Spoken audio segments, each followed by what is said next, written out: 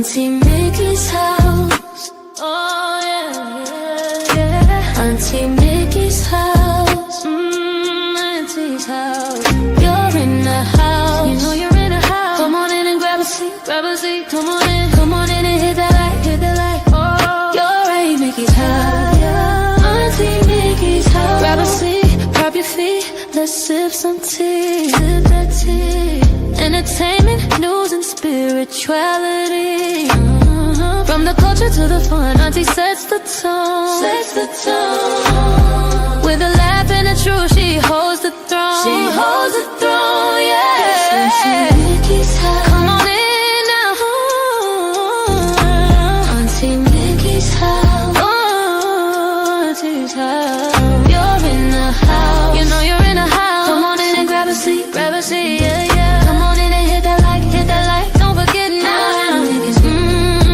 Auntie Mickey's house. She can roast with a smile, drop wisdom too.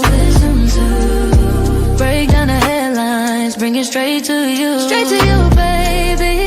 Community strong, conversation grown. Grown talk, baby. Auntie Mickey's house. Make yourself at home, yeah. Come together, every voice is heard. Every voice. Respect the vibe, let's share the word. Oh, yeah. From the jokes to the prayers, she keeps it real. Keeps it real. Auntie Mickey's house, that's the deal. That's the deal, baby.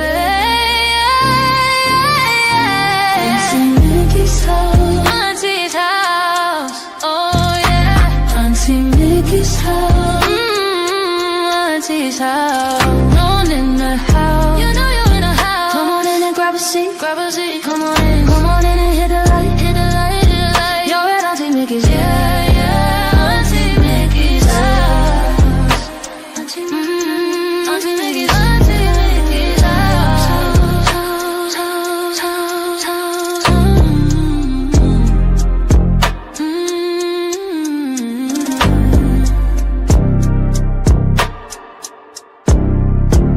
Auntie Mickey's house.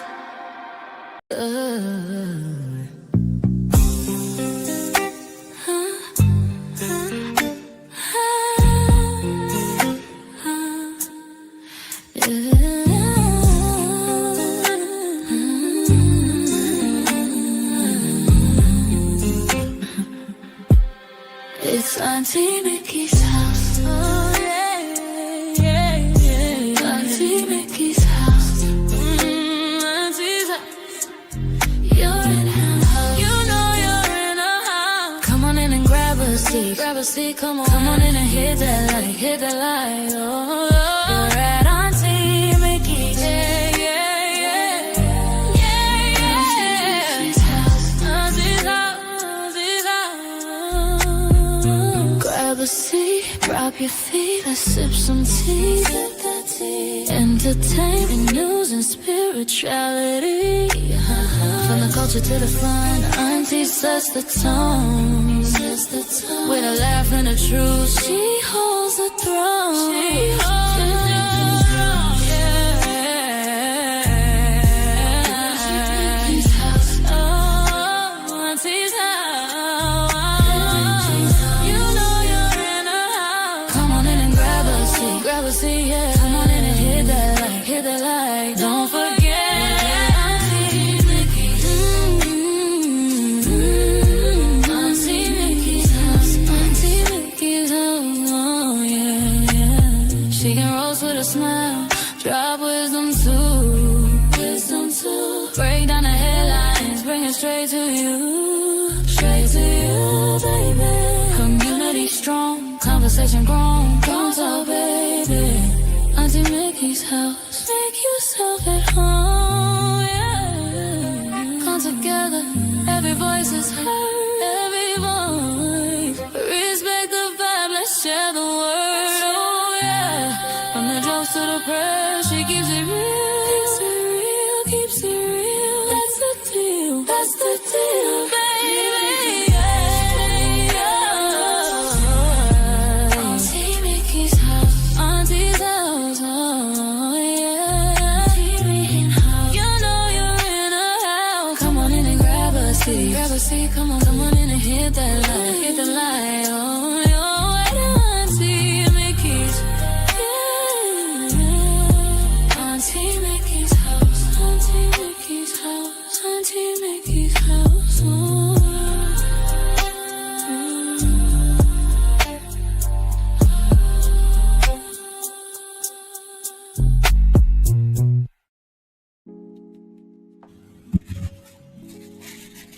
Hey everybody, how are you? Hello beautiful people. Yeah, I'm a little early today and I'm blind. I'm trying to clean my glasses, so bear with me for just a second. I cannot see. I can't see the screen to save my neck. Lord have mercy. Oh wait. Let me see. I gotta see who I'm talking to.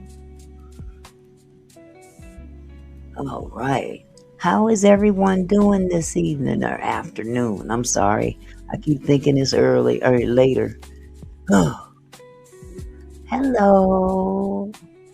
Hi, Judy Coles. I see you, sweetheart. I see DeLove Bud. Hey, DeLove Bud. Barbara Weaver's in the house. There's Catherine. Hello, Catherine. How's it going? Let's see, who else we got up in here? Satin. Hello, Satin. I got your message. I hope you like it. Oh goodness. Let's see. Catherine, the love bug, Barbara. Oh, baby. Baby's at the very top of the list. Hello, honey. Hello, honey bunny.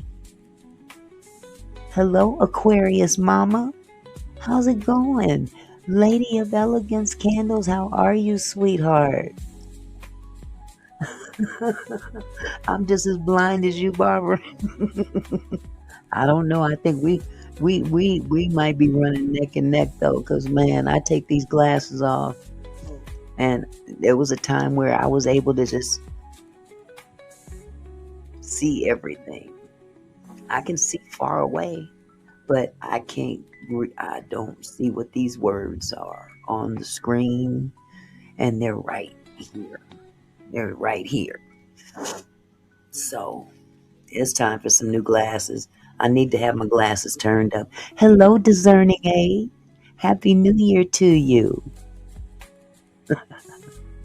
Yeah, Aquarius Mama's in the house. Actually, literally in the house. She's downstairs. Her and the kid. Tell Zamir to come here, Janae. I'm going to have Zamir say hello to everybody.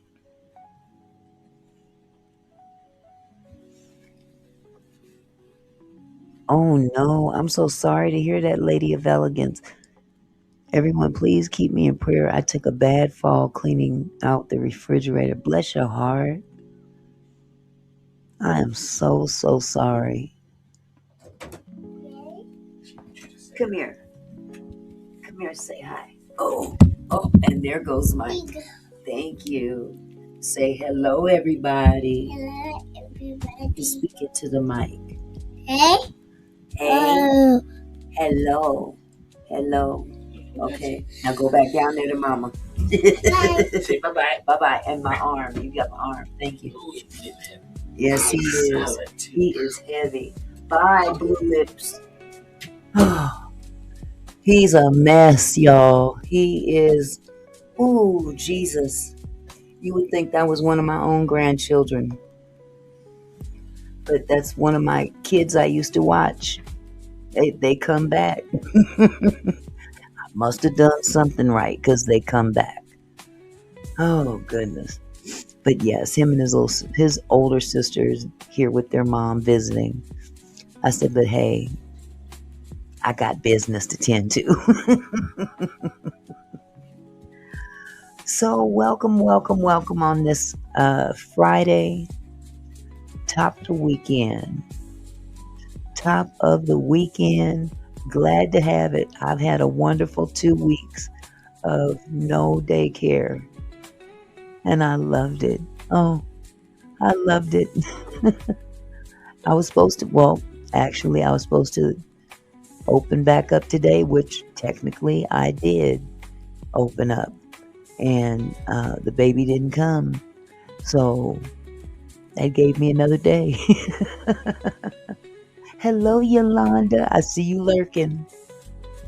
I see you lurking. Okay, hold on just a second. I saw a message from Satin. Where is it? Where is it? The baby walked in when I was about to reply to you. I love, love, love. Good. I'm glad. I hope you put it to good use, sweetheart. I really do.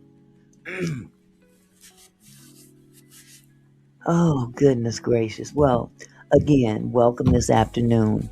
I was able to get my hands on the new Tyler Perry lawsuit.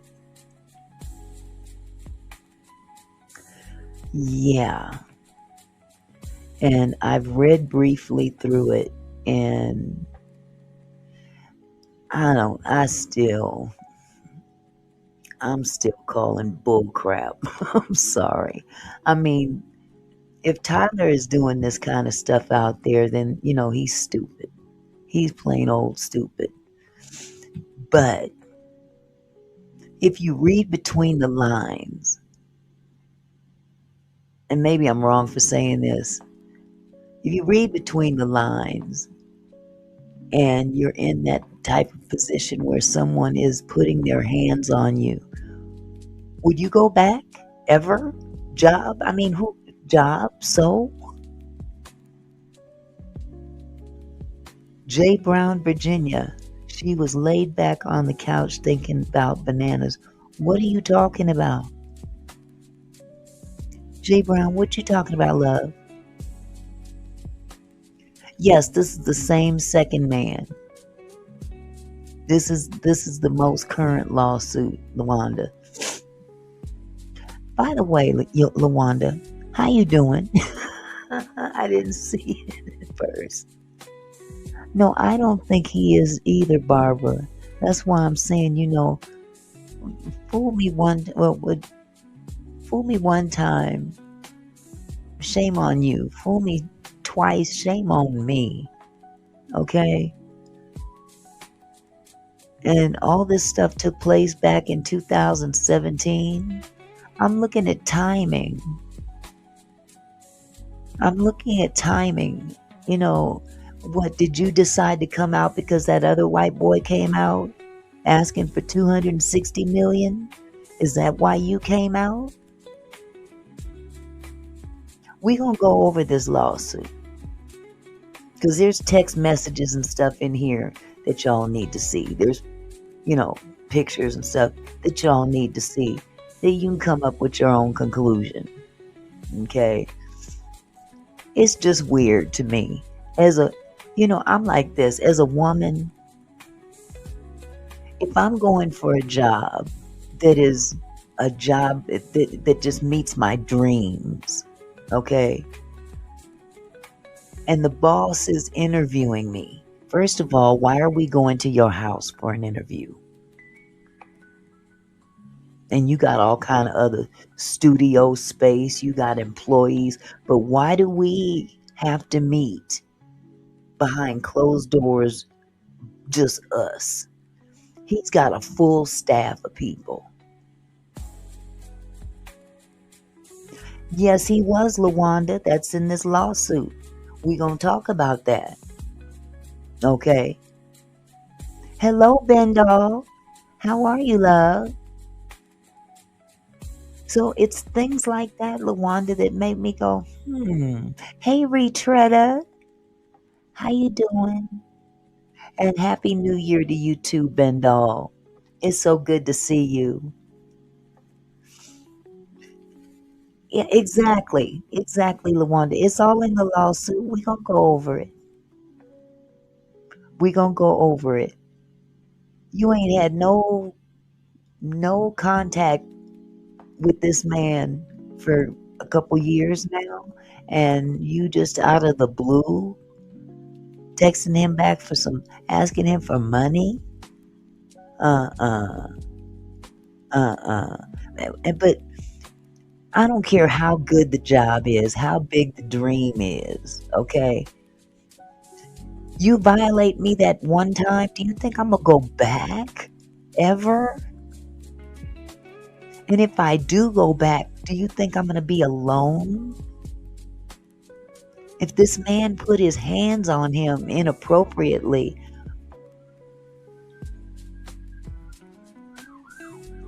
hello, prophetic proverbs. Happy New Year, sweetheart. Yes, Lawanda, I believe that as well. Another motion to dismiss. There's some things in here that are going to be questionable, very questionable, especially in front of a jury, you know. But anyway, and also, I don't know how many of you follow Danny Robertson, but last night, Danny Robertson had a live stream where it was a contest that people could call in and mimic a scene from a movie. And she had like 10 different movie scenes, and you had to read the script off of the screen. And I think I won like 2.5 out of 10. So pat me on the back, pat me on the back, pat me on the back. I think I won. You told Harpo to beat me. I got that one. And I can't remember the other two. I tied with the other guy. So we split $10. And then I can't remember the other one I won, but I won $25. So I'm real. Hey, we had a good time last night. It was so fun. So if you guys get a chance, go back and check out the live, the replay. Yeah, the love bud. It was fun, wasn't it? That was a lot of fun. And yes, I see why people get nervous. I can understand why people get nervous and they don't call in. You know, so it came down to me and what was the other gentleman's name? Murph, Mr. Murph, I think it was. And then Danny, of course, she did her thing too. So hold on just a second. LaWanda said, my thing is there may be real victims and they may be denied of any allegations that they endured because of these people wanting money. That's what I'm thinking. You know, it all comes down to the dollar bill. And it diminishes victimhood. It really takes away from those that are victimized. Because a real victim, in my opinion, and this is just my opinion, a real victim ain't going to go back to be victimized again and again and again and again just for a job. And ironically, he only had one role. He only got one role, and that was in Boo, that Halloween movie that Tyler Perry did. He was in that movie. Nothing else. But you've got a relationship with this man where you guys are literally texting back and forth. And you know what we used to say back in the day when girls used to flirt with the dude and wouldn't give him none, or, you know, spending all their time paying attention to this guy, but when it comes down to the real nitty gritty, they called them cock teasers. That's called a cock teaser, or leading someone on. And it's also possible that Tyler wants somebody that keeps saying no. Maybe it's, you know, a thing that maybe he's that narcissistic that it's a challenge. Maybe he's looking at this guy as a challenge, but there has to be some accountability on the individual claiming victimhood as well. You don't continue to put yourself in those positions if that's the case. and then asking him for money on top of it. Not outright asking. Let's make that clear, y'all. He didn't come right out and ask for money, but he eluded, and you'll see in the text messages, he alluded to the need of money. Oh, my teeth, and I can't get to the dentist. My Beverly Hills dentist is in prison for fraud. You broke, but you gotta. Why are you going to a dentist in Beverly Hills if you so broke? I'm just wondering. I'm just wondering if dry begging. Ooh, child, I've had my girl. Listen, I done had my share of them kind of people come around. Only come around when they need something. Hello, Rachel. How are you? But and then alluding to the need. That's the kind of thing I'm talking about, and that's what I'm hearing in these text messages. You ain't reached out to this dude. What? Twice since you guys cut each other out. I don't know who cut who out, but you now all of a sudden you pop into his text messages again. I'm my tooth. I don't have money. I would never ask you for a thing, but yeah, right. Dry begging. That's a good one to love, bud. That's a good way of calling it. Dry begging. Mm, mm, mm. Yeah, so we're going to go over this lawsuit with a semi fine tooth comb because it's a 23-page lawsuit, and I know y'all don't want to sit here and read the whole thing, but we're going to get to the important stuff. Okay? So, hold on just a second. Let me pull this up.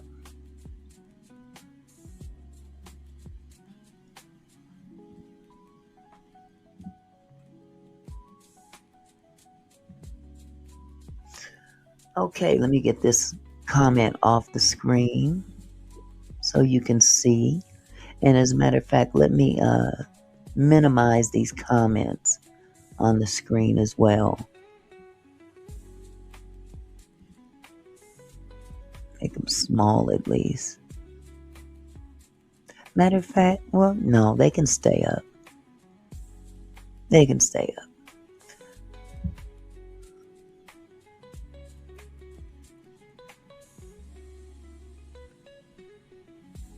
Okay, hold on just a second. Okay. So this was filed in Superior Court of California, County of Los Angeles, unlimited jurisdiction. Mario Rodriguez, an individual plaintiff, versus Tyler Perry. Yes, Tyler Perry. Let me fix this screen real quick. Oh no, let me go another route. No, let me go this route. Matter of fact, you know what? Let me get this banner off of here. It's so big. Let me get it off of here. That's still too much.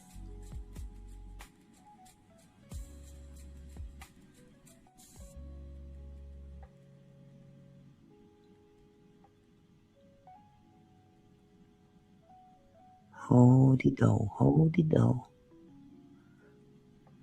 I still have yet to master this thing.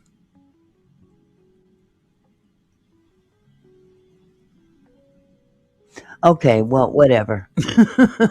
I'll be all day trying to fix this. But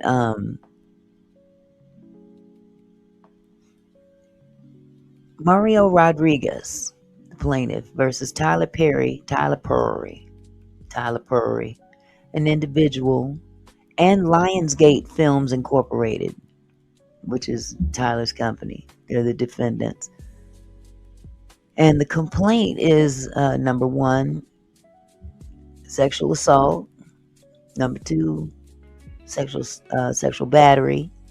I have no idea what 3 and 4. Negligent retention. I have no idea what that means. So don't get me to lying. I'm just a regular old. But here we have the summary of action. Plaintiff Mario Rodriguez, plaintiff, files his complaint against defendant Tyler Perry, aka Emmett Purry. Emmett Purry Jr., Lionsgate Films Incorporated, alleging as follows. The following complaint is pled on information and belief. Number 3, defendant Tyler Perry is a producer/director who wields immense power in the movie industry. Unfortunately, Perry uses his power allows to abuse and actually assault people who hope to secure roles in his movies. Number 5, Terry's quote type. Now we know what that means. Both of them boys look alike. I know Mario is Mexican and the other dude was a white dude, but they have a look. They have a type. And this is what is being alleged in this lawsuit. Perry's type are those who have been victims of childhood traumas in the past. Now, that may be a type in terms of victimhood, but let's also be, we got eyes we can see. Tyler Perry has a type of dude he goes after because they look so much alike. Plaintiff Mario Rodriguez was one of his victims. Parties. Number 7, plaintiff is an individual who at all relevant times was residing in the state of California. Defendant Perry is an individual who has residences in both the state of Georgia and in the state of California and has extensive business contacts in the state of California so that he has conducts substantial, continuous, and systematic business activities in California. Hello, Pixie does. Yes, he does, doesn't he? He has a type. He liked them boys. Defendant TPS Production Services, LLC, is Georgia Limited Liability Company based in Georgia that is aware of and directly benefits from Perry's sexual assaults. I'm just going to have to say it because YouTube ain't studying me. Anyway, defendant Lionsgate is Delaware Corporation, whose primary place of business is 2700 Colorado Avenue, Suite 200, Santa Monica, California, 90404. Lionsgate is the distributor of films produced by Perry, the distributor. The distributor retained or exercised control over production or working conditions. The distributor assumed responsibility for compliance or safety, contractually or in practice. The distributor had actual knowledge of unlawful conduct and the ability to intervene but failed to act.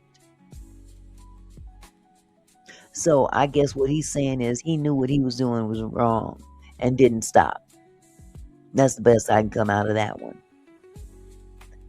Plaintiff is ignorant of the true names and capacities of defendants sued herein, as does 1 through 50, together with Lionsgate and Perry, collectively the defendants or defendant, inclusive, and therefore sues these.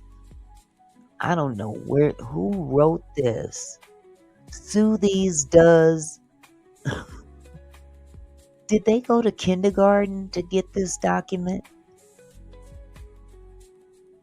Inclusive and therefore sues these does by such fictitious names under California Code of Civil Procedure. Went too far. 474. Plaintiff will amend this complaint to allege their true names and capacities when the same are ascertained. So he don't even know who the other people are that work there. Mm. You don't know nobody in HR, nobody. You just dealing with Tyler one on one, I guess. Must be nice. You can go to the president of the company and strike your deals without going through HR. You ain't got no friends that work there. Yeah, it is the love bud. It's like my grandson could have wrote better than this. Jesus. Plaintiff is informed and believes, and thereon alleges that each of the fictitiously named defendants is legally responsible in some manner for the occurrences herein alleged, and that the injuries of plaintiff, as herein alleged, have been proximately caused by the aforementioned defendants and each of them. Okay. On information and belief, one or more defendant is the full or partial parent or owner of a wholly or partially owned subsidiary or division of, the agent of, the alter egos of each other, and or subsidiaries or divisions of an unknown and unnamed parent or holding enterprise. Okay, that's just another way of saying, yeah, he owns all this shit. He owns all of it. So, we just making sure we cover all bases.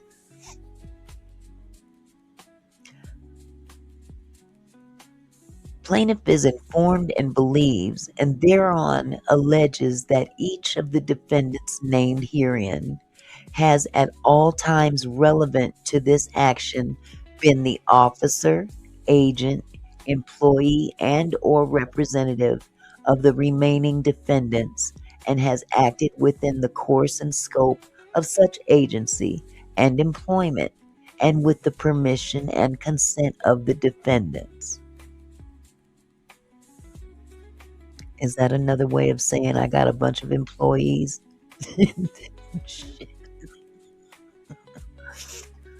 Okay.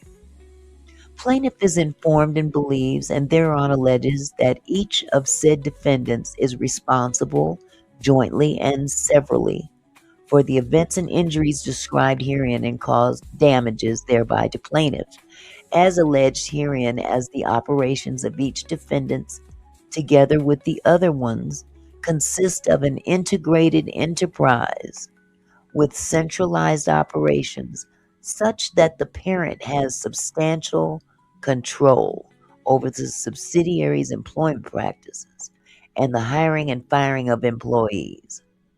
So I guess in other words, what they're saying is that there are others that are carrying out Tyler's wishes with regard to employment practices, hiring and firing, things of that nature. Okay, so on information and belief, it further is alleged that the defendants were at all times relevant hereto, the alter egos of each other, such that to affirm the legal separateness of the defendants for purposes of the claims presented in this action would lead to an injustice and or inequitable result. There is a unity of interest and ownership between the company and its equitable owners, that the separate personalities of the company and its shareholders do not really exist. You know what? I'm skipping all that shit right here. Let's get to the man. Okay. Yeah, we know all this. Okay.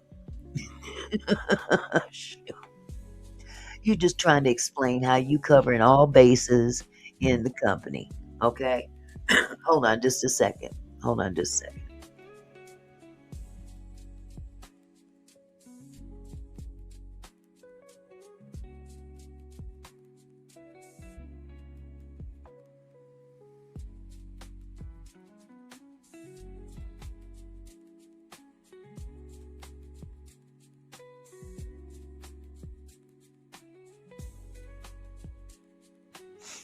Okay, here we go. I'm going to skip a lot of that stuff. Let me go down here under venue and jurisdiction, down here, 23. All of the injury and the harm caused by defendant to plaintiff happened while Perry was in California and was directed at Mr. Rodriguez in California. The California Superior Court also has jurisdiction in this matter because the individual's monetary damages and restitution sought herein exceed the minimal jurisdiction limits of the Superior Court and will be established at trial according to proof. Venue is proper in Los Angeles County pursuant to CCP 395A and CCP 395.5 in that liability arose there because the assaults and battery that are the subject matter of this complaint occurred in Los Angeles County. And we're going to skip all the rest of this other stuff. Mr. Rodriguez was a resident of California from 1985 and throughout the end of the relevant time period and the actual assault and battery by Mr. Perry continued and extended into the relevant time period where Mr. Rodriguez was a resident of California. Mr. Perry has a residence in California, and the wrongful events described herein that form the basis for the complaint happened in California. The harm caused by the sexual assaults also occurred in California. On information and belief, defendant Tyler Perry has engaged in similar sexual assaults in California. Now that last lawsuit, Derek, he had to move his to Georgia because that's where it all went down. That's where it all went down. So he had to move his lawsuit and his, everything had to go to Georgia and out of California.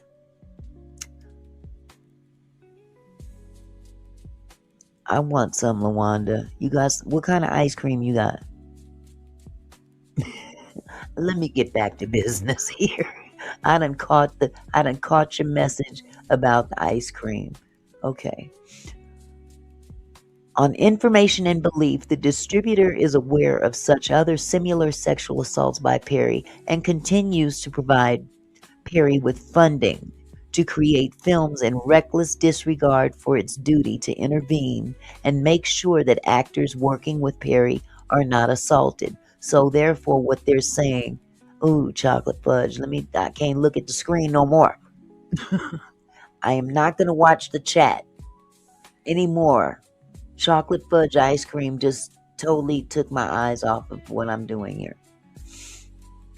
So basically, he's alleging that Lionsgate did not live up to their responsibility of protecting the actors from assault. But when you think about it, who is Lionsgate? Lionsgate is the perpetrator. He's the boss.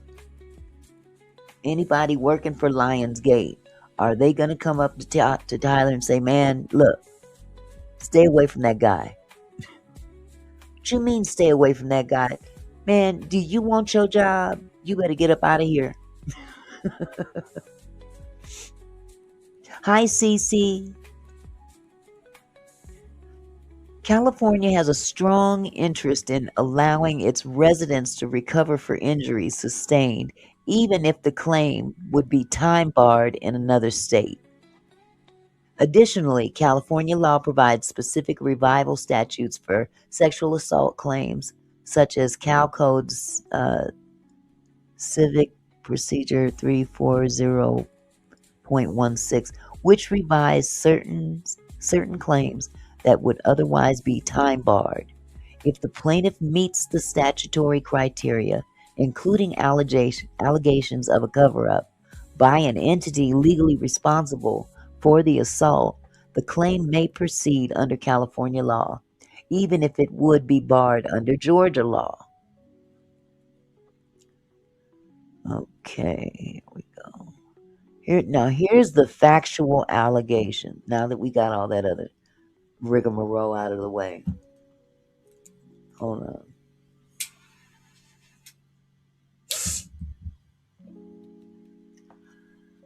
Mr. Rodriguez began his career as a model in 2013.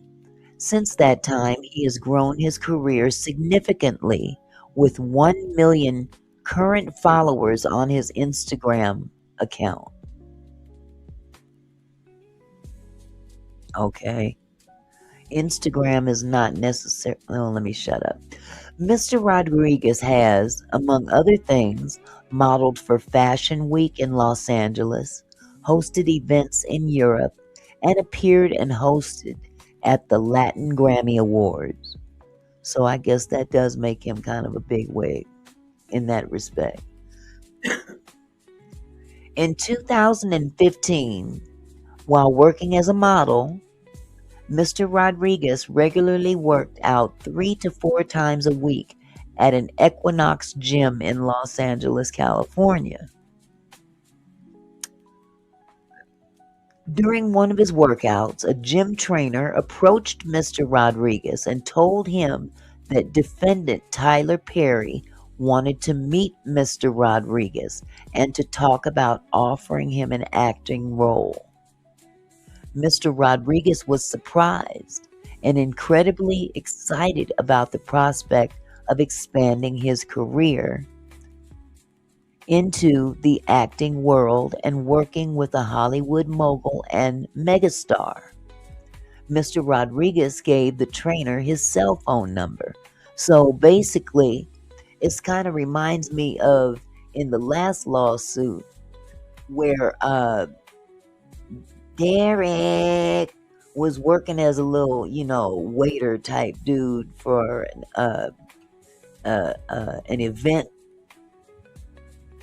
company that sets up these big events for these stars and whatever, having their little parties and whatnot. And the guy that ran that particular company introduced Derek to Tyler. So it's kind of like a go-between. That's the best way for me to put it. I mean, hey, if nothing else, he's a modern day pimp. Modern day pimp. I'm gonna provide the hookup, and you take it from there. Only difference is this pimp probably ain't getting no cut.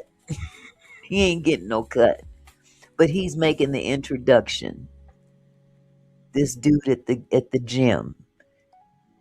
So clearly, Tyler has told this dude at the gym, I like that dude over there. Hook us up. Hook us up. Tell him come check me out. I got a role he might be interested in. A role in the hay. Shut up, Mickey. I'm sorry. Okay. Mr. Perry called Mr. Rodriguez later that very same day. Mr. Perry told Mr. Rodriguez that he was writing a new movie. Wait a minute, let me back up here. Mr. Rodriguez gave the trainer his cell phone number. Okay, so Mr. Rodriguez gave the trainer his phone number, and Perry called him later that evening. Got it. Okay. Mr. Perry told Mr. Rodriguez that he was writing a new movie, which would later become Medea's Halloween, and that he thought Mr. Rodriguez would fit the role of a very good-looking college student. Imagine that. Hello, Anne. Hello, Lisa Howard. Lionsgate was the distributor of this movie. Mr. Perry also asked Mr. Rodriguez questions about his personal life, where he grew up, and his living situation, which at the time was renting a room in an apartment in the city of Hollywood. At this particular time, he was renting a room, not an apartment, not a house, a room. Wow. I don't want to pass judgment, but he sounds like a brokey to me. Mr. Perry told Mr. Rodriguez that he had already found Mr. Rodriguez's Instagram modeling account and that he was impressed with Mr. Rodriguez's modeling photos. Mr. Perry asked Mr. Rodriguez if he had a manager, how he got so many followers, and how he was getting work. Hello, Kendra. When Mr. Rodriguez told Mr. Perry that he never acted before, Mr. Perry responded, "You know, Mario, I'm not a bad person to know, and have in your corner. You know, Mario, I'm not a bad person to know and have in your corner." Mr. Perry told Mr. Rodriguez that he believed he would secure the discussed role for Medea's Halloween, and that he also had other roles for which Mr. Rodriguez could be a good fit. Mr. Perry explained that someone would send Mr. Rodriguez the script for Medea's Halloween and the information needed to audition. Mr. Rodriguez then received the script for Medea's Halloween. About 1 week later, Mr. Rodriguez had an official audition for the role that Mr. Perry previously described to him as a very good-looking college student. Only a day or two later, Mr. Perry personally called Mr. Rodriguez to tell him that he got the role and to congratulate him, stating, "I told you you'd get it." Clearly, the audition was only a formality given Mr. Perry's position of power and his personal desire to have Mr. Rodriguez work for him. Work it, work it, work for him. Work it, work it, work for him. Back and front, up and down, up and down. I'm sorry. All of this was happening very quickly, and Mr. Rodriguez was extremely excited by the career opportunities that Mr. Perry was offering. Within a few weeks, Mr. Perry invited Mr. Rodriguez and his Medea Halloween co-stars to his Los Angeles home for a meet and greet and to rehearse lines. Within a few weeks, Mr. Perry then called and invited Mr. Rodriguez to his home. This time, Mr. Rodriguez was invited alone. Red flag, red flag. Too bad, so sad. Mr. Perry told Mr. Rodriguez about other projects that he was working on and reiterated that Mr. Rodriguez could be a good fit for roles. Mr. Rodriguez was thrilled and felt grateful to have met Mr. Perry, to be given this role, and for Mr. Perry taking an interest for additional roles. Throughout the conversation, Mr. Rodriguez thought to himself, "This is my big break. This is my big break. Oh my goodness, finally I'm going to come up out of this one room and I'm so broke and I can't pay attention. Finally going to come up out of here. Yeah. And Big Dog gonna make it happen. Big Dog gonna make it happen." Ooh, pimp game, pimp game. Mr. Perry told Mr. Rodriguez that he had some time between shooting Medea's Halloween and that wanted to spend time with him. Wait, what is it? Mr. Perry, I don't know who wrote this. Jesus. Mr. Perry told Mr. Rodriguez that he had some time between shooting Medea's Halloween and that wanted to spend time with him and to get to know him better. Mr. Perry then suggested that he make them alcoholic drinks. After the two began to drink in the kitchen, Mr. Perry told Mr. Rodriguez to follow him to his theater room to watch a movie. Mr. Perry told Mr. Rodriguez to keep his cell phone in the kitchen because, quote, there are cameras everywhere, unquote, and they're always listening.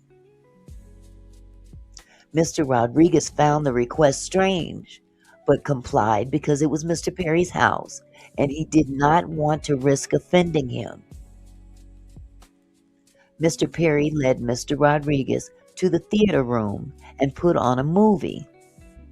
Within a few minutes, Mr. Perry began to continually pause the movie to ask Mr. Rodriguez questions. Eventually, Mr. Perry began to ask more vulnerable and personal questions, including questions about Mr. Rodriguez's family of origin, his childhood, and his personal traumas. Mr. Rodriguez was in a very vulnerable state and became noticeably emotional. Oh, he struck a nerve. He struck a nerve. I'm so sensitive.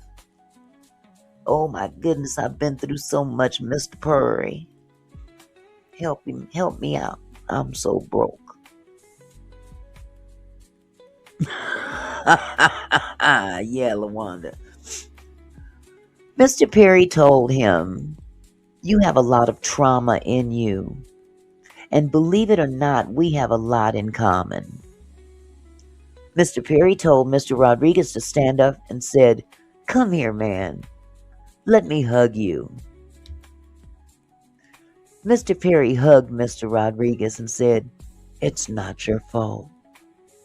In the moment, Mr. Rodriguez could not help but feel that Mr. Perry was trying to reenact the famous scene between Matt Damon and Robin Williams from the acclaimed 1997 movie Good Will Hunting.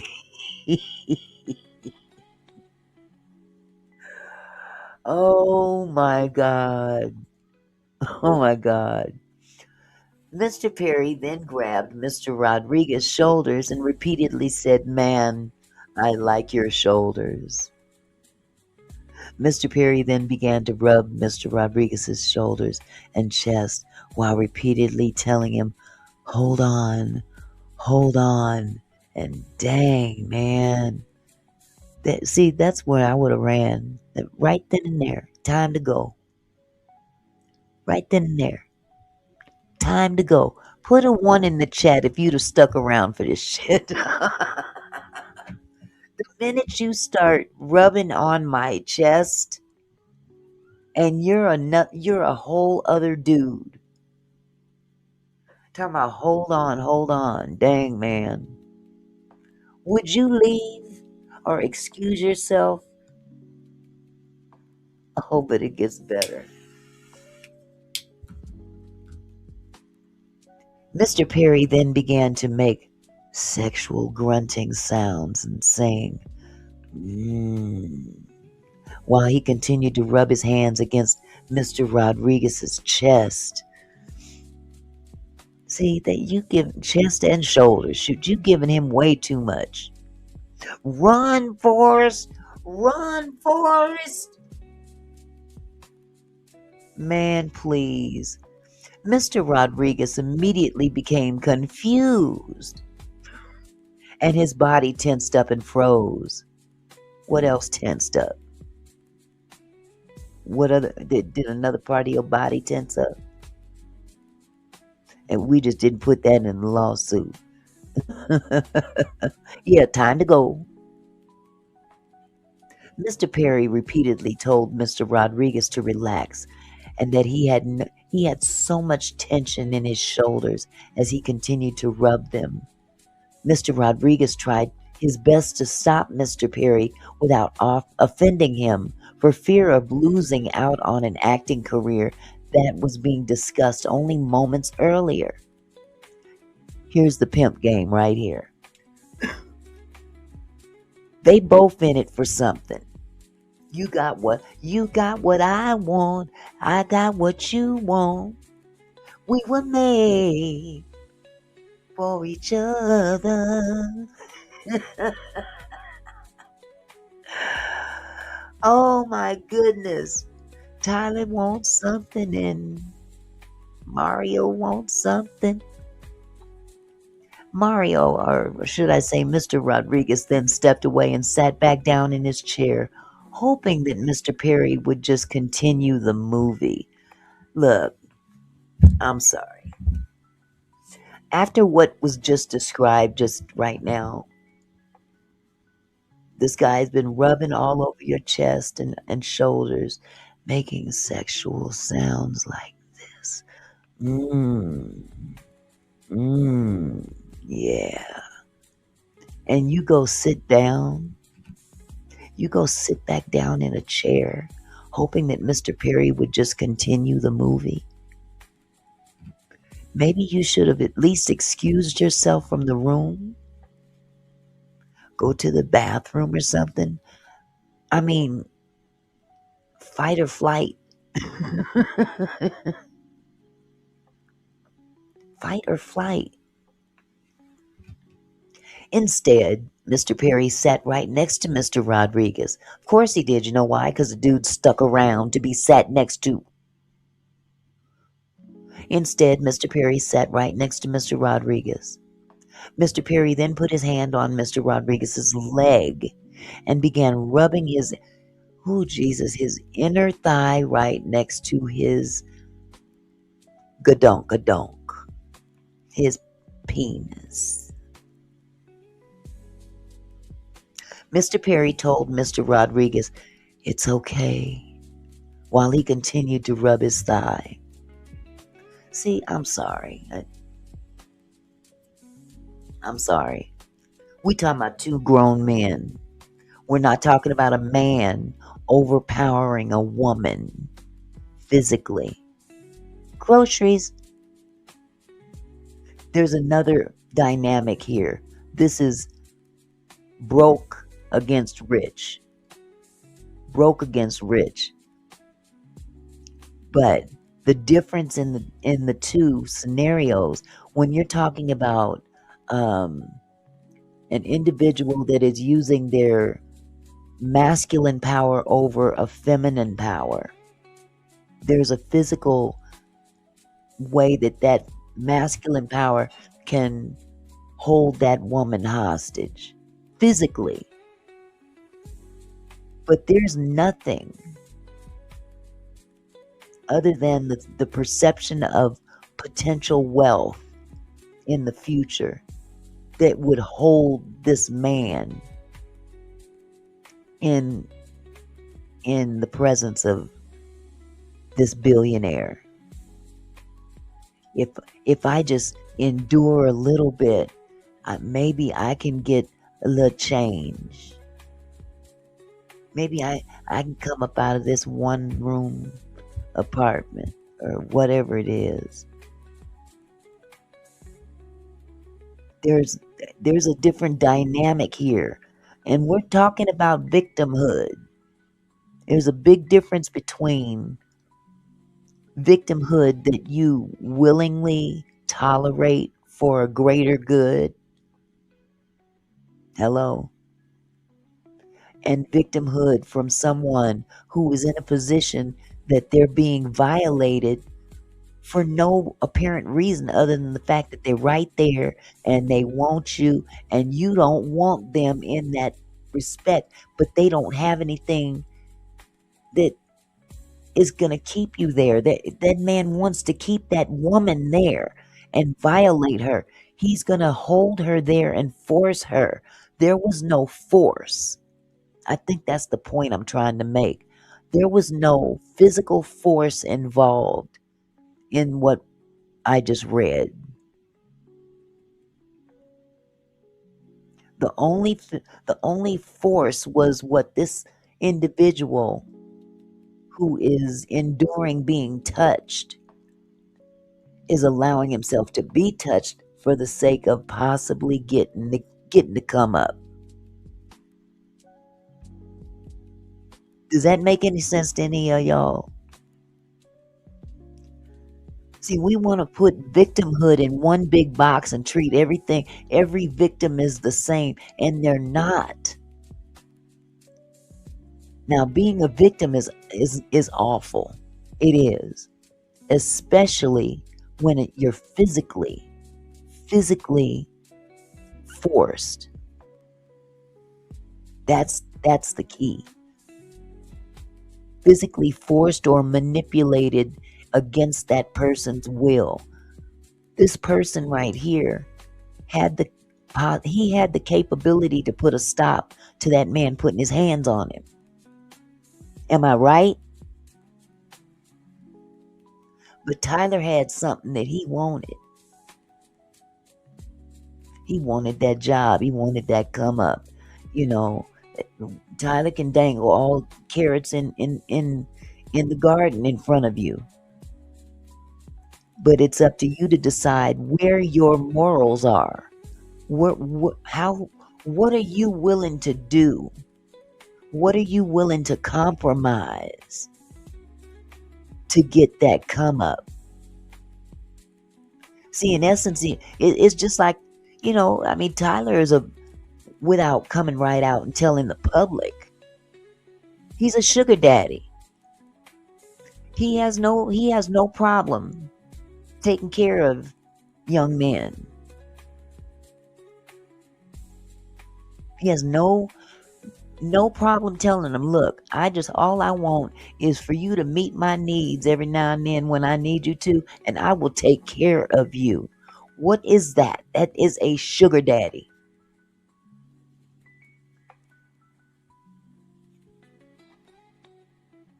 Wanted the fame and fortune and the dollar. This is I'm sorry, it's just, this is plain and common sense right here. He didn't have to stick around after this man done rubbed all on his shoulders, on his back. He stuck around because in the back of his mind, there's a role out there that I could get, that this dude is willing to give me, and I'm going to use him. See, Tyler ain't the only one using somebody here. Let's be real about it. Mario is using Tyler just as much as Tyler is using Mario. The only difference is that Mario's broke and Tyler's a billionaire. That's the only difference.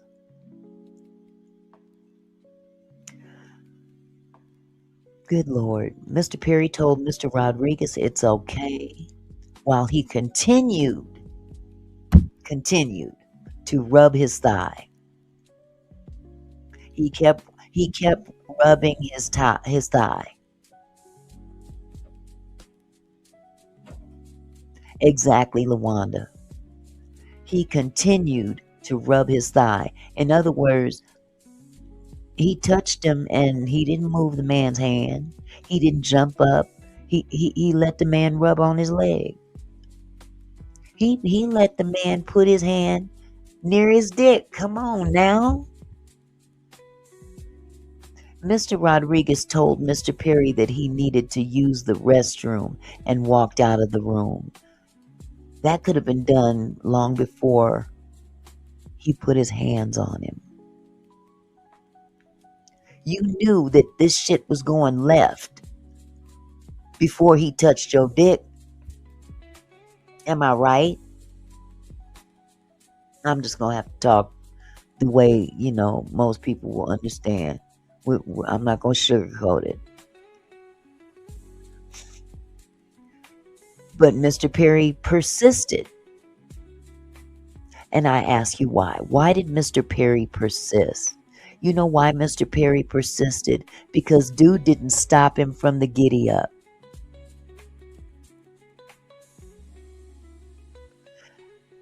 Mr. Perry persisted. Mr. Perry told Mr. Rodriguez, just relax. I promise I'm a good guy to know and have in your corner. Yeah, he's sweet talking him now. You just need to relax and stop being so tense.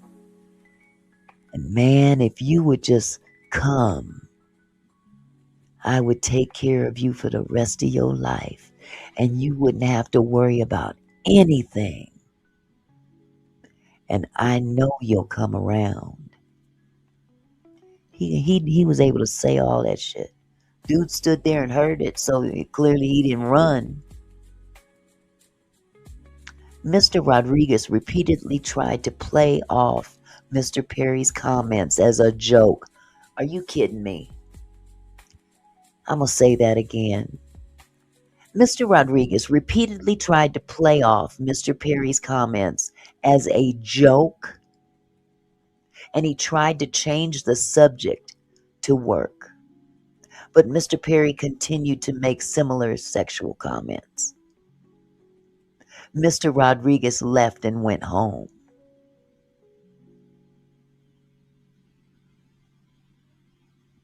This is crazy.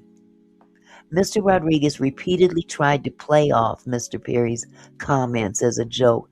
There is nothing funny about what you just described here in this lawsuit. This is nothing close to a joke.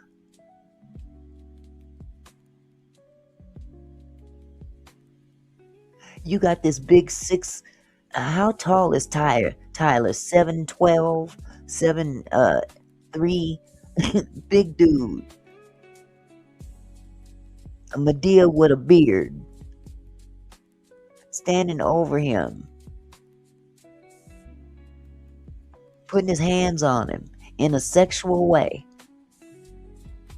He sure did get away with a lot in this brief time that most men would have bounced up out of there. 7 or 7'2". But if and I look at it like this: we all growing here. We know a lot of manly men in our lives that just don't roll like that, and will fight you. You heard me? They don't care how big a dude is, and that dude can be the victim could be 5'3", the size of Prince, and a big George Foreman dude can come up to him and try to come on to him in that manner, and that little dude will push that big dude off. He don't care how, because he don't roll that way. There's a conviction in a man's heart that don't roll that way, and will fight you if you come to them incorrect.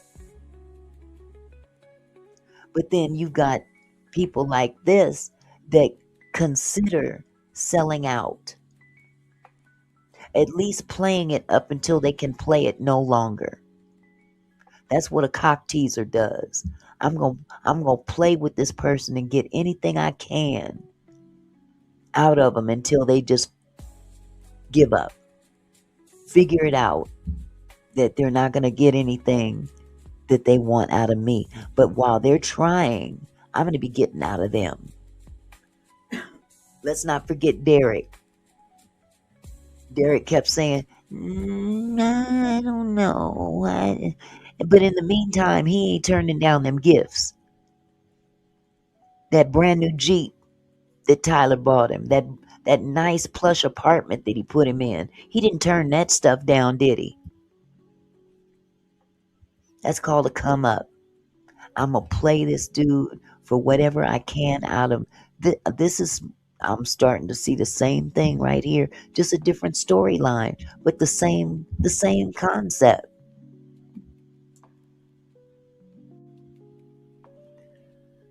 Shortly thereafter, filming for Medea's Halloween began in or around January of 2016 in Atlanta.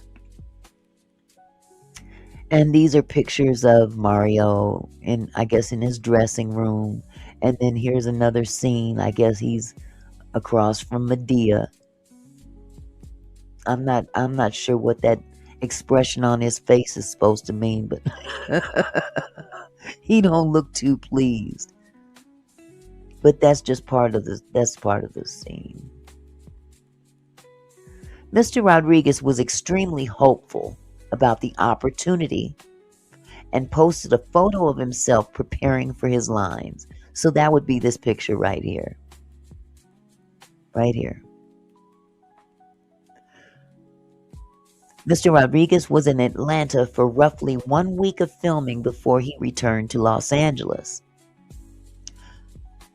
During the shooting for the film in Atlanta, Mr. Rodriguez only saw and interacted with Mr. Perry on the set. Smart dude. You got what you wanted now. You ain't gotta rub elbows with him. Mr. Perry did not sexually assault or attack Mr. Rodriguez in Atlanta on set, but Mr. Perry was not done. Now they're creating a storyline. Mr. Rodriguez was no longer working for Perry at this time, and all contracts and agreements with Perry had expired. Mr. Rodriguez remained in Los Angeles, and the two continued to exchange messages. Boom. Tyler gave him a little role in the movie, and this dude was like, "Oh, I'm going to take advantage of this relationship."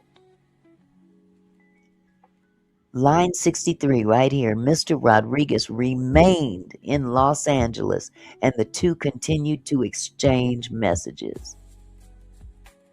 In 2017, after filming for Medea's Halloween concluded, Mr. Perry again began to invite Mr. Rodriguez to his home so that he could tell Mr. Rodriguez about scripts I'm writing, and yet again, how Mr. Rodriguez may be a good fit for some of the roles, including a role for Medea's Halloween 2. There's that carrot. He's dangling that carrot. And the rabbit wants it. He wants that carrot so bad that he's willing to stand there and possibly endure some things he don't want to endure. But that's a choice you make. Nobody says it's right, but nobody's holding a pow-pow to anybody's head. Based on Mr. Perry's representations and Mr. Rodriguez's hopes to grow his career, Mr. Rodriguez agreed to visit. Yes, I'm going to read that again. Based on Mr. Perry's representations and Mr. Rodriguez's hopes to grow his career, Mr. Rodriguez agreed to visit. During these first few visits to Mr. Perry's home, so he made more than one visit. Imagine that. He made more than one visit to Perry's home. It says right here, during these first few visits to Mr. Perry's home, the two talked about work and their personal lives. So now we getting intimate in terms of relationship. We're buddies now. We're no longer working on a level of employee-employer. Because mind you, it said that Medea's Halloween was done filming.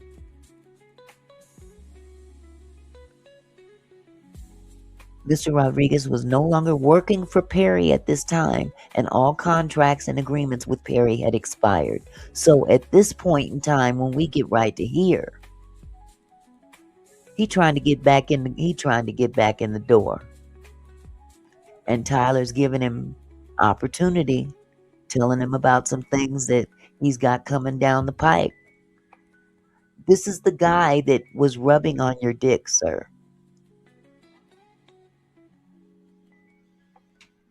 I'm just saying.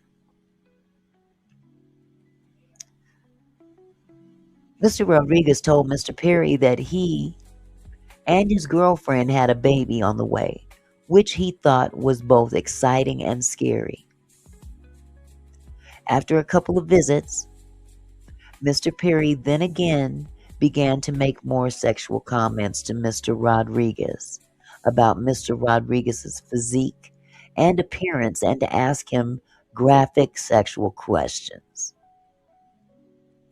Among other things, Mr. Perry asked Mr. Rodriguez if he had ever had sex with another man.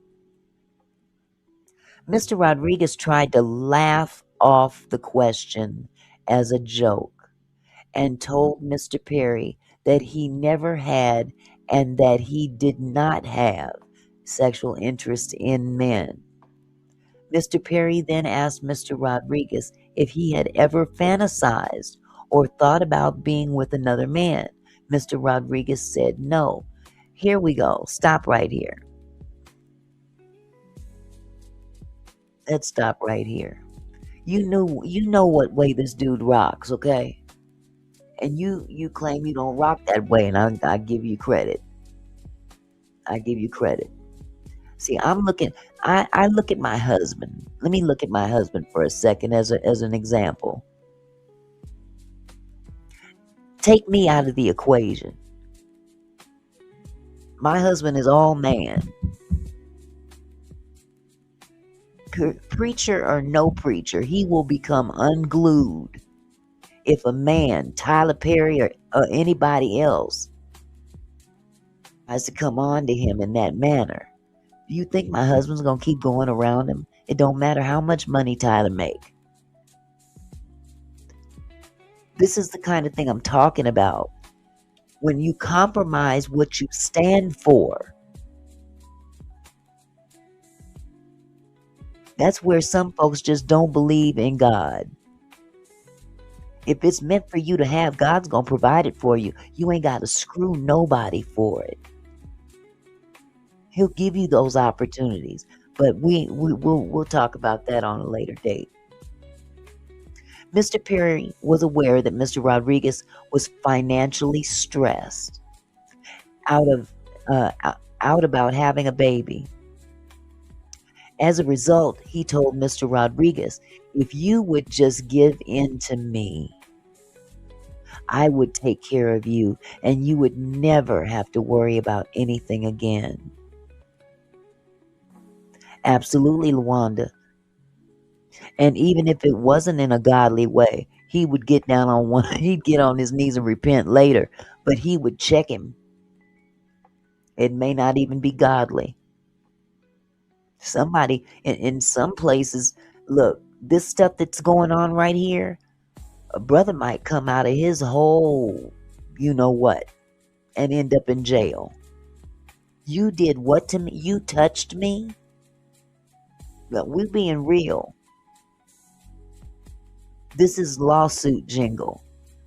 But let's talk about real life. If someone don't roll that way and someone else comes up on them and pushes up on them like that, 9 times out of 10, at least in our community, somebody gonna get socked.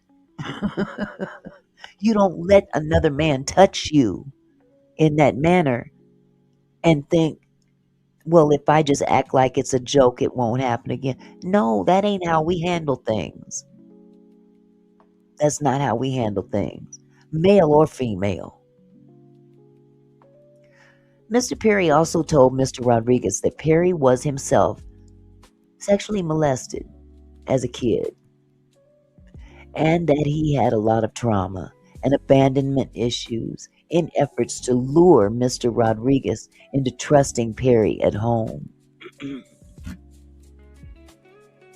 Mr. Perry would then use discussion of his own traumas to sexually assault Perry.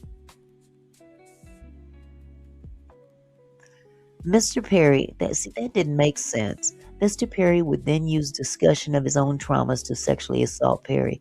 Mr. Perry grabbed Mr. Rodriguez's leg right along his penis while Perry would say, see, I don't know who wrote this, but let me see if I can correct it. Mr. Perry would then use discussion of his own traumas to sexually assault Perry. Mr. Perry grabbed Mr. Rodriguez's leg right along his penis. While rubbing it, Perry would say, "It's all right." Mr. Rodriguez attempted to stop it and distance himself from Mr. Perry whilst trying to navigate maintaining the discussed career and work opportunities. Oh my God, this is crazy. Mr. Perry continued to push past Rodriguez's refusals until Mr. Rodriguez, in a rash excuse, or should I say in a rush, excused himself and went home. Exactly, discerning aid. I'm not buying this. I'm hearing a lot of, you're sticking around because you want something from this man. You don't want to give him what he's looking for, but you certainly ain't running because you think you can still have what he's offering you without giving in. Because you're compromising your manhood that you claim that you don't roll like that. And a real man that doesn't roll that way would not compromise his manhood.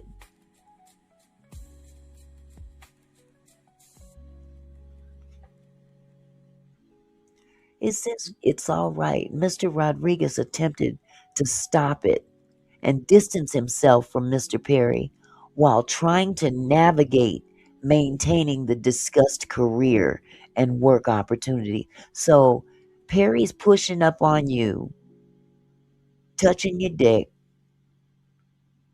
and you're trying to stop him, but still talking about career and work opportunities. That's right, discerning aid. That's it. Don't matter where you come from. A real man ain't gonna put up with this, godly or ungodly. Like my husband would say, I would have to pray for forgiveness later. Even Jesus tore up the temple because they was out of pocket. I mean, come on now.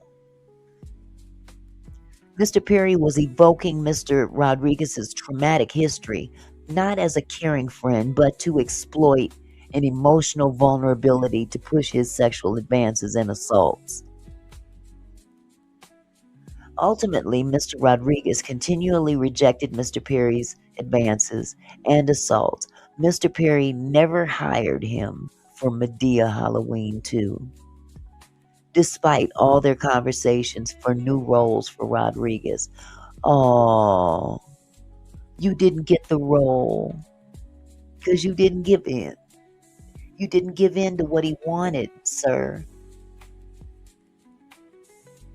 So, because you didn't get you knew what this dude was doing. I mean, come on, man. Come on. If I went and applied for a job, let's say I go apply for a job at Boeing, and the person that's hiring takes a liking to me and is dangling this job in my face. If you give me a little something, I'll give you the job. And I storm out of there and say, "To hell with you! I don't want this job. If it's gonna take all that," and he gives it to someone else. Why would I be upset if he gave it to someone else? Even if I was the most qualified, I walked away.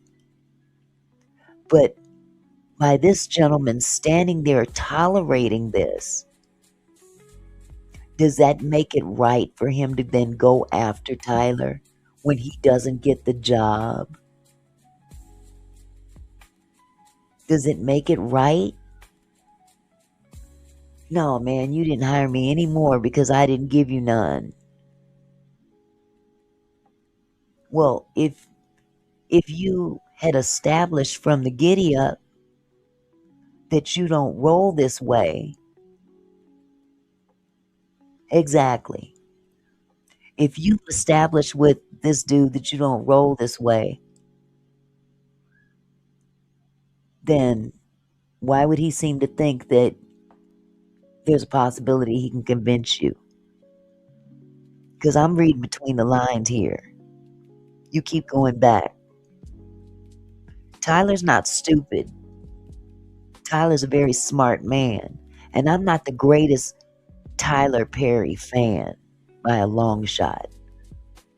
But the man didn't become a billionaire being stupid. He knows that this guy is broke. And he knows what he can dangle in his face to get what he wants out of that man. It's that man's responsibility as a man to not fall for the okey doke. Stand on your manhood and walk away from the so-called job that you want.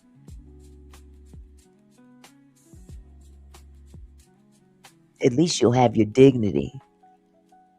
But then to create these little scenarios of these things that this man, look what he did to me, look what he did to me, look what he did to me, and I still didn't get the job.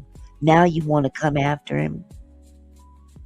You went back to the dude and insinuated that you was a broke fool that needed money. I need my teeth fixed. But I'd never ask you for nothing. Hello, nephew. How you doing, sweetie? This is some bullshit. Let me just keep going. Okay. Rodriguez was traumatized and conflicted. He had felt like he lost an opportunity that may never come back, but he was hoping that maybe Perry would turn around. Man, how many times does this man got to grab your dick for you to understand that this is what the requirement is for the job from Tyler Perry? You keep going back to this dude. Maybe he'll change his mind.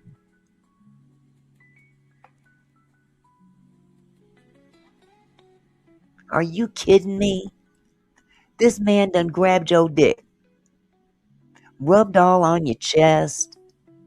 You keep going back.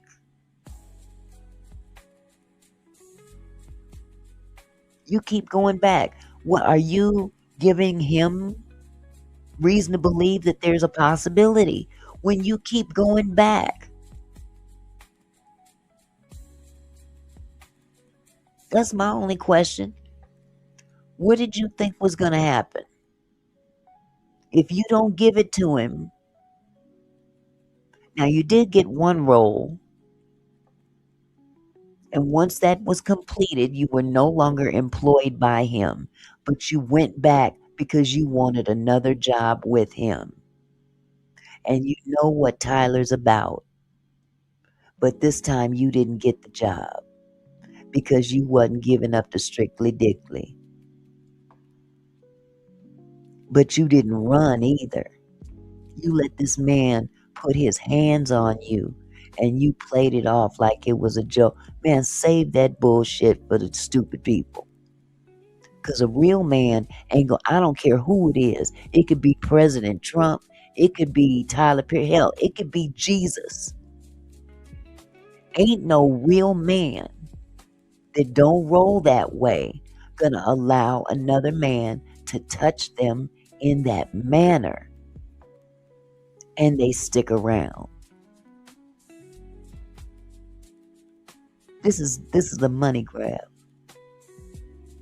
Straight up, point blank period. He's asking for money back in August. They haven't talked in a couple years, and he, out of the blue, is asking for money from Tyler Perry. I need my teeth fixed, and my dentist in the Beverly Hills area is in jail for fraud. I would never ask you to help. I really love you, man. You really helped me. You've really taken me out of some dark places. What else did Tyler do for this man? See, I read between the lines.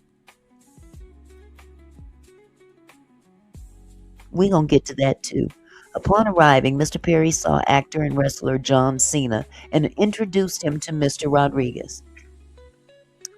Mr. Perry believed that he and Rodriguez were now together as a result of the dinner. Mr. Rodriguez started feeling uncomfortable, yet he made strenuous efforts to change his perception of the experience so that he could discuss work. There we go. You putting that opportunity in front of what's obvious. Rodriguez was hoping his feelings about Perry were wrong. Man, please, the man grabbed your dick. What are you talking about? Mr. Perry had been seated in a private room, and Mr. Perry began to discuss the Oval and told Mr. Rodriguez that he would be a good fit for possible roles, including a police officer. As was his tactic, Mr. Perry started the conversation with work opportunities and then turned it sexual. At one point in the conversation, Mr. Perry asked in a way that made his intentions clear, "So what are we? What are we doing?" Mr. Rodriguez responded, "What do you mean? We're friends." Mr. Perry became irritated with that answer and asked, "Are you going to give in?" Mr. Rodriguez played dumb to try and end the questioning, saying, "I don't know what you mean. We're just friends." See, Tyler is getting pissed off because he sees what this dude is doing. They both playing each other. Point blank period. They both running game on each other. Perry's using his money and Mario, whatever his name is, he's using his looks and the fact that Tyler goes for that type. Mr. Perry became visibly frustrated and told Mr. Rodriguez to finish his alcoholic drink and to meet him at Mr. Perry's house to discuss Rodriguez's acting career. So wait a minute. Hold up. Mr. Perry became visibly frustrated and told Mr. Rodriguez to finish his alcohol and meet him at the house. Come on, meet me at the house so we can talk about your acting career. Why can't we talk right here? Why can't we talk right here? But guess what? He went, didn't he? Mr. Perry texted Mr. Rodriguez that he was going to stop on the way home and, quote, get a bottle of Real, referring to Don Julio 1942, Anejo Tequila, also known as Real 1942. Rodriguez clearly expressed his stance on having a relationship with Perry and believed Perry understood that the conversation would be just about career acting opportunities. I'm going to say that again. Rodriguez clearly expressed his stance on having a relationship with Perry and believed Perry understood that the conversation would be just about career acting opportunities. As a result, he let himself believe that he could go to Perry's house and talk about his career in acting while holding the line on potential sexual assaults if it happened again. Man, please. He knew what was coming. You're not going to sit here and insult our intelligence here, sir. He's pissed off because you're saying, we're just friends. We're just friends. Come on, let's go. Meet me at the house. They can't talk in public now. Why? He wants you to come to a safe place for him. He wants to put you in that position again so he can put his hand on you again. And you go because you want a role. You want another job. You're not even employed by him at this time. Technically, this doesn't even fall under the employee-employer relationship because all contracts, as it's stated earlier in this lawsuit, said that they were expired. His time up legally as an employee for Tyler Perry was done when they finished the filming of Medea whatever that movie was. It was stupid, by the way. Halloween. So he's no longer employed by Tyler. So it doesn't fall under the statutes of an employer employee relationship. So what are we talking about here? What are we talking about here?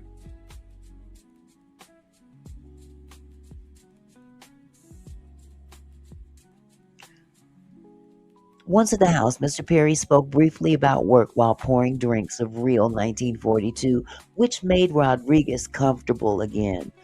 Okay, so now he's comfortable because Tyler's pouring alcohol. Before long, Mr. Perry sat up close to Mr. Rodriguez and asked Mr. Rodriguez if he liked to get blowjobs, oral sex.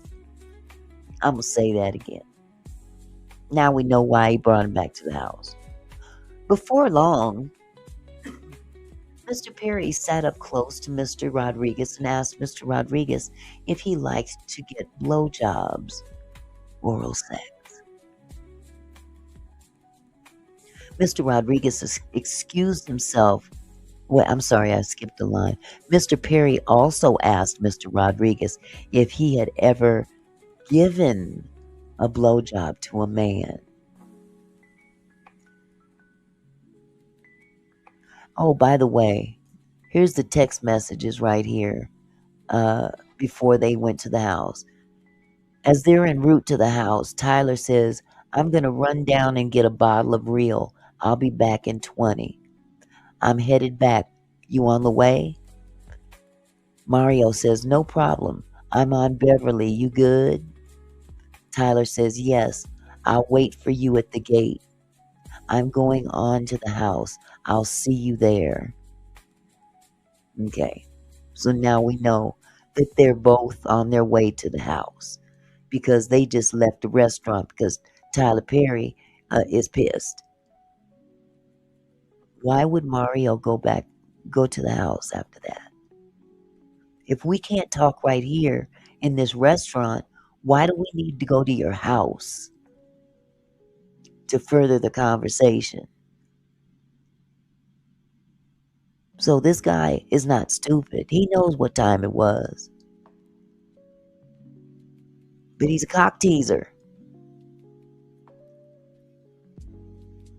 And civilly, it's not against the law to try to get some dick from somebody. It's not against the law.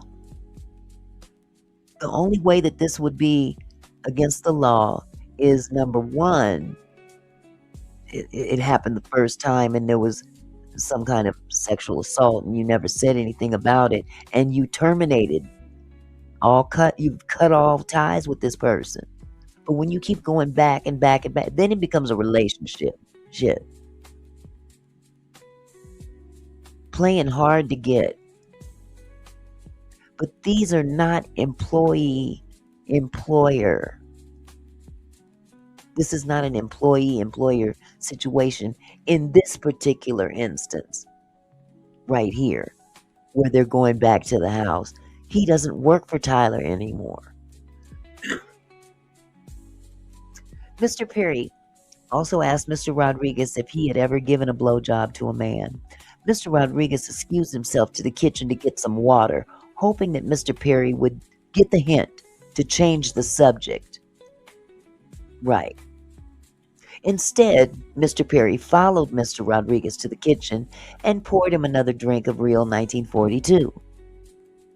Then Mr. Perry tightly hugged Mr. Rodriguez and repeatedly told him to hold on, while Mr. Perry tried to unbuckle Mr. Rodriguez's pants. Shocked, Mr. Rodriguez tried to use his body to push Mr. Perry away, saying, "Whoa, what are you doing?" Mr. Perry reached into Mr. Rodriguez's underwear and grabbed his penis. Mr. Perry was making sexual moaning noises and saying, stay here, while he pressed his body against Mr. Rodriguez and continued to grab his penis. Let me put a pin in that right there. How many men is gonna stand there with your dick in his hand and you ain't punching the shit out of him? What men do you know, other than men that don't mind their dick being in the hands of a man? What men do you know are not going to fight this dude off? He's got your dick in his hand. He was able to reach down into your drawers with pants on. Do you know how much effort that takes? Think about it.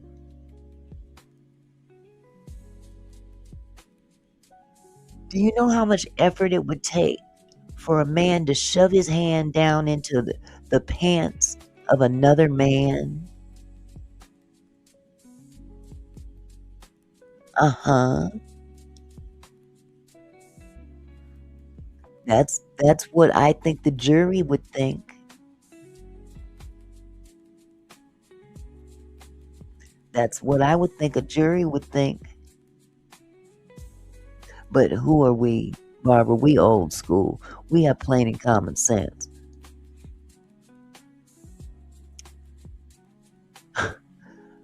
It says Mr. Rodriguez again tried to push Mr. Perry away, who responded, "Just relax, just let it happen."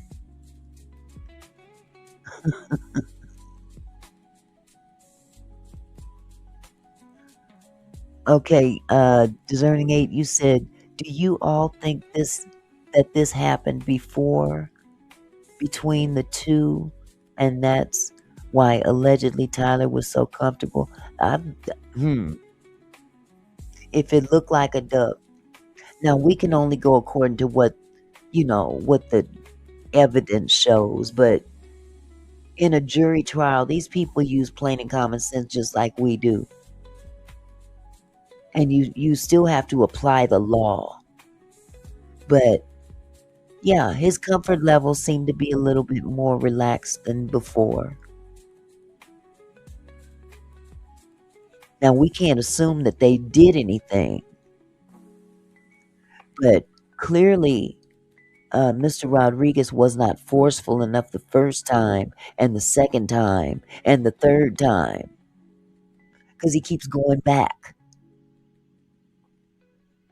A real man would not go back. I don't care how much money he has, especially if I'm not working for him. He is not an employee at this time. I'm not working for Tyler. I'm trying to get a job from Tyler. He's trying to get something from Tyler, just like Tyler trying to get something from him. That's tit for tat. That's not illegal. Point blank, period. Ooh-wee.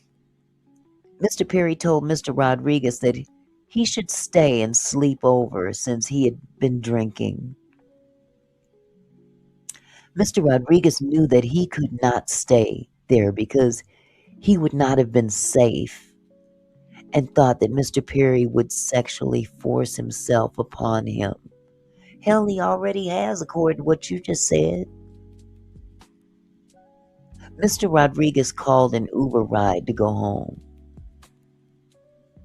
While waiting for his Uber, Mr. Perry tried to apologize for his assault, telling Mr. Rodriguez, "Hey, my bad. Mr. Perry, afraid of consequences for his sexual assaults, then stepped away for a minute, returned, and stuffed $5,000 into Mr. Rodriguez's pocket. Rodriguez was in shock.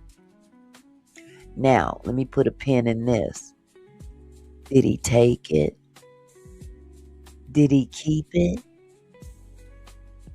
Did he say, "Oh no, Tyler, no, I'm not like that.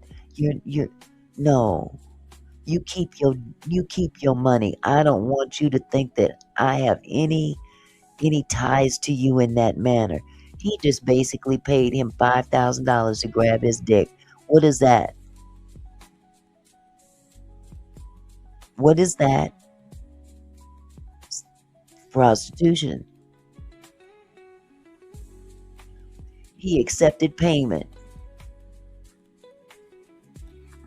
It can be perceived as either or. This is for your trouble, or this is for my trouble. He put $5,000 in that man's pocket. Did he turn it away? Did he give it back? Or did he accept payment because he wants something out of Tyler, just like Tyler wants something out of him? So this ain't gonna look good for him in court.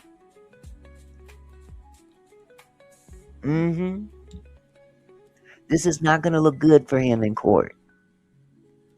When they see this and they know that he did not shun that money.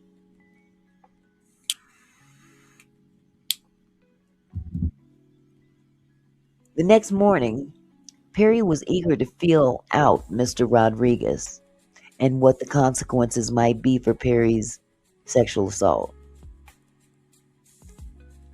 Mr. Perry called Mr. Rodriguez, told him he was in the area and that he would drive Mr. Rodriguez to pick up his car, which was left at his home the prior night. Later on, December 9, 2018, Mr. Perry again invited Mr. Rodriguez to his home, texting, "How about that reel?" And "I just got a new bottle." Wait a minute, isn't that what they said earlier? No, they talked about that earlier. I don't know who put this suit together, but it is awful.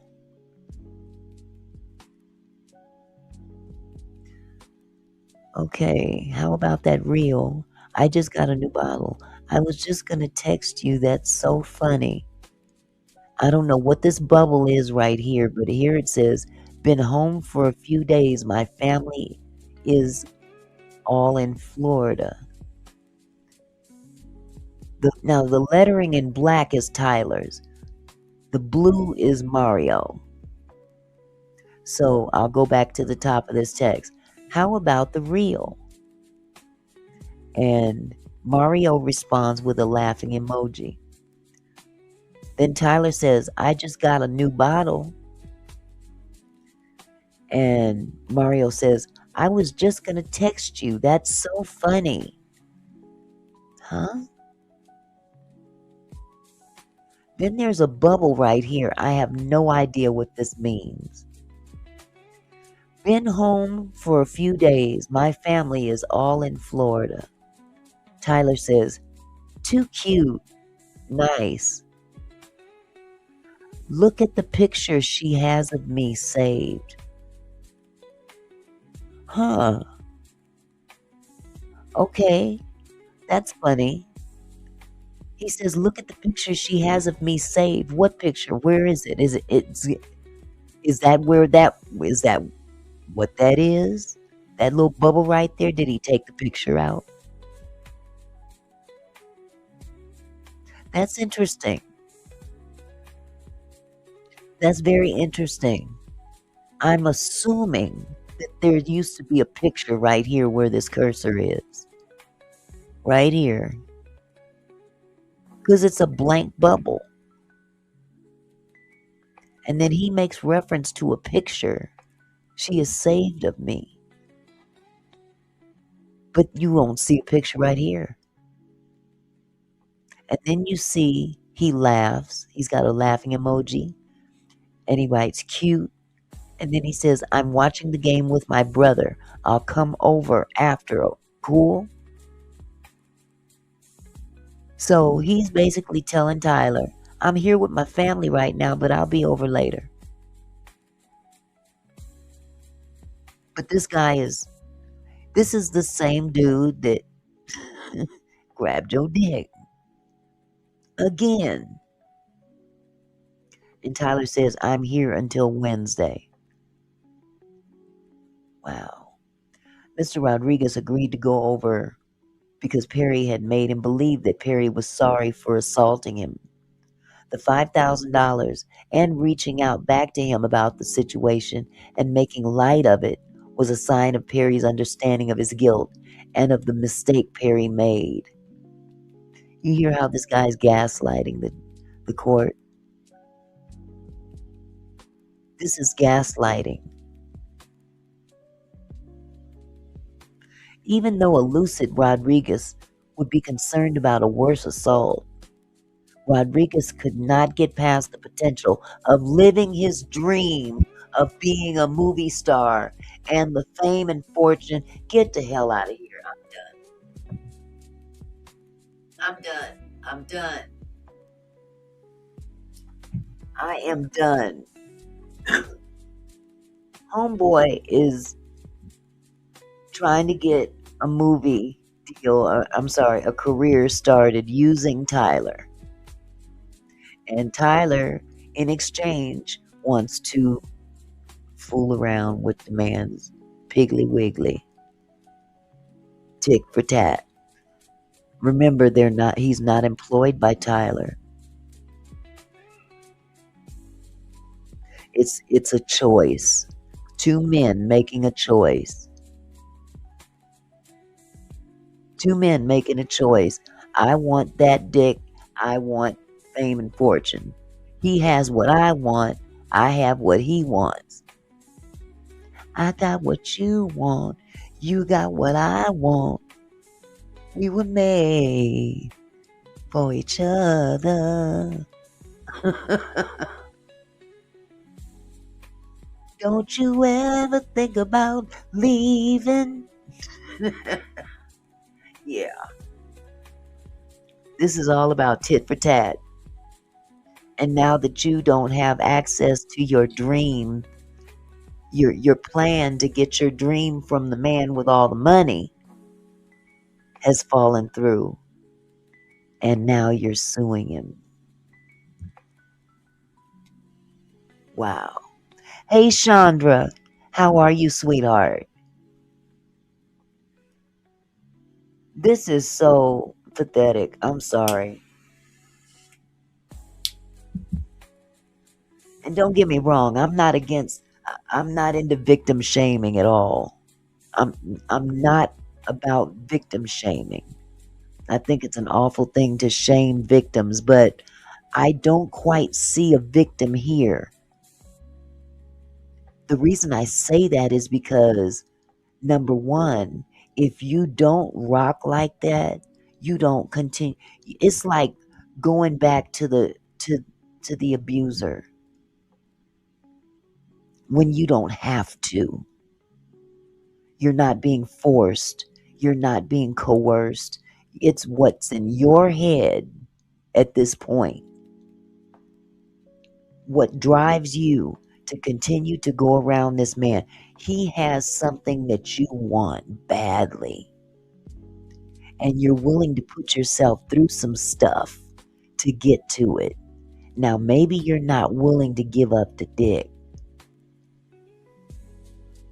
But hey, if I can get a little roll, and let him think that he might get it later,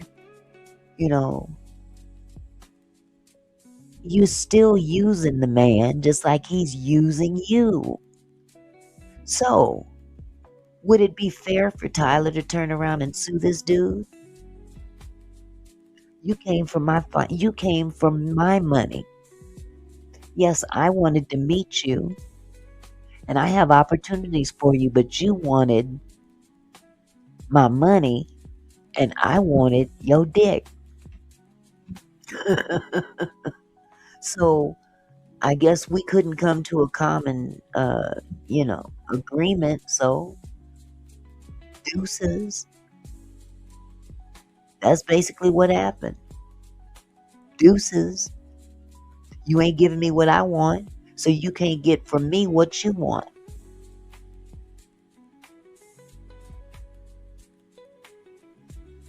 Now, granted, Tyler could be a dick and blackball this dude. However,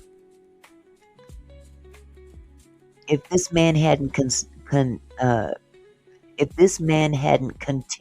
to go around Tyler, buddy with Tyler, they're doing all these cute little text messages back and forth. We're friends. I'm coming over to the house, and yeah, he's grabbing my dick, and oh no, and make him change the subject. And, man, please. Yes. Okay, let me see. I'm not gonna skip all this though. Wait. Let me go here. I may have to make this for tomorrow. Yeah. I think that's what I'll do. I'm gonna stop at this point right here. Cause if I read those text messages further down, I'd have to skip over a whole lot of this complaint, and I don't want to do that. So why don't we just go ahead and end the live right here? I'm gonna go ahead and end the live, and we'll pick this up tomorrow, even though it's Saturday. Turn on your notifications, everybody. I will probably come sometime in the middle of the day. I'm not gonna wait until night. So yeah, that's what I'll do. I'm going to go ahead and end the live now. This is a good place to stop it. It's on page 13. Oh, thank you, sweetheart. Thank you. Yes, please come back. And y'all hit the like button, you guys. Hit the like button. Share the live. I think tomorrow's going to be just as explosive as today. You know. But these are the things that need to really be dug into. A lot of this is plain and common sense, and how we navigate life. So I will come back tomorrow. You guys turn on your notifications. Thank you. What is your name? Ann Colico. Ann Colico? Did I pronounce that correct? Greetings from Amsterdam, Netherlands. Well, thank you, and please subscribe. Please subscribe. Share the live, like the video, and please subscribe. All right, you guys. Well, let's make a mental note. We're going to stop this at page 13, and we're going to proceed tomorrow. In the meantime, you guys have a wonderful evening. I love y'all. Y'all take it easy, and I will see you on tomorrow. God bless.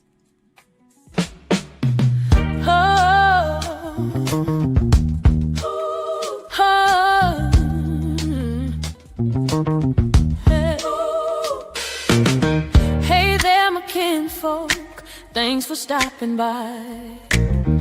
Auntie Mickey's house, where we reach for the sky. Every comment and smile, you make my heart glow. Together we're strong, together we grow. From gossip to politics, we cover it all. Sharing laughs and thoughts, having a ball. Your support means everything that I know. Feels like family here in this sweet show. So let's keep it flowing, keep the love alive. Every moment together makes me thrive. You're more than viewers, you're my kinfolk. You see, my gratitude runs deep as the sea.